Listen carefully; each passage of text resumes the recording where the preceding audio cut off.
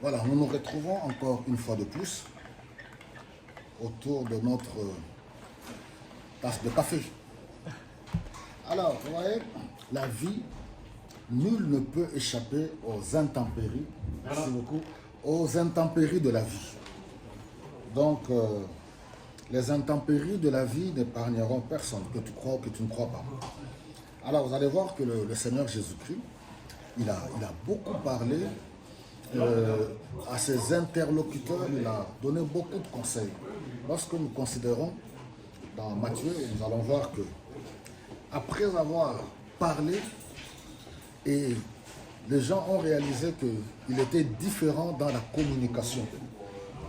Il s'est distingué car il ne parlait pas comme tous ces autres leaders religieux, les pharisiens, les sadducéens.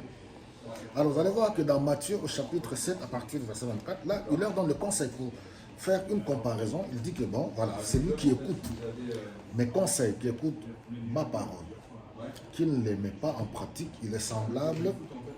En fait, il fait la comparaison de deux sortes de personnes qui écoutent la parole.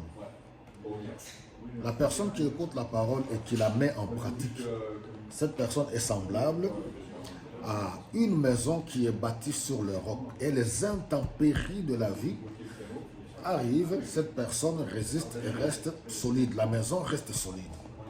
Mais la personne qui a bâti sa maison sur le sable, quand les intempéries de la vie arrivent, cette maison s'écroule comme un château de cartes.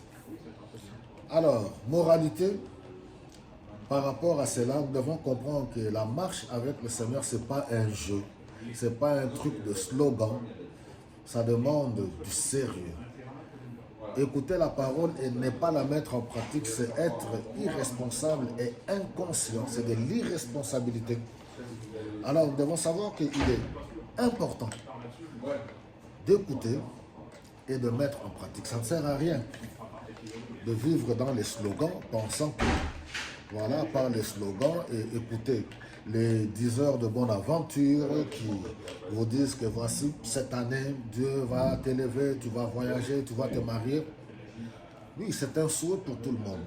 Mais il y a trop de charlatans. Au début de l'année, on ne peut que se souhaiter mutuellement le bonheur, les bénédictions, proclamer les paroles de bénédiction et de foi.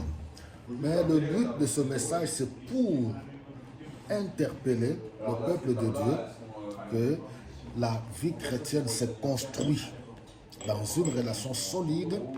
La fondation, c'est la parole. Une maison qui est bâtie sur le roc. La vie chrétienne qui est bâtie sur Christ, sur la parole de Dieu. Étude, crainte de Dieu, sanctification, mettre la parole en pratique. Voilà, les intempéries pourront venir le matin, midi et soir. Vous allez résister. Donc, ce n'est pas par des petites choses du genre de versets bibliques à gauche, à droite. Ils te combattront, ils te feront pas, ils te vaincront pas, tes ennemis viendront à genoux devant toi. Oui, mais sans fondement, ces choses ne valent absolument rien. Voilà mes amis, courage à chacun de vous, une très très bonne journée et à très bientôt.